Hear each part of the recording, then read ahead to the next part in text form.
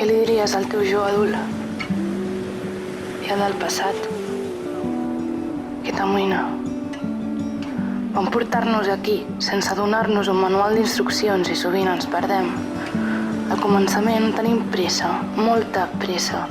Després, amb el temps, hi ha dies que sentim que voldríem tornar enrere, quan tot era relativament més fàcil.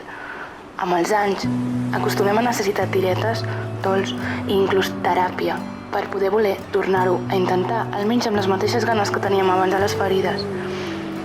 Però, i la innocència? On para la innocència? Què vol dir créixer?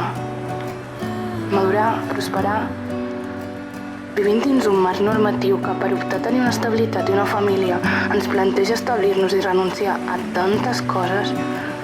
Quina angoixa triar malament, no? Tu on et trobes ara? Vivint l'amor més explosiu, en un procés de dol, enyorant aquella persona que no ha tornat a repetir-se. Digue'm, encara parleu? Saps? Mira, ara m'ho preguntava. Què passa quan, en un moment de nostàlgia, t'adones que potser has pres el camí equivocat?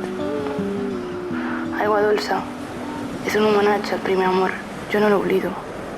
I tu? El recordes?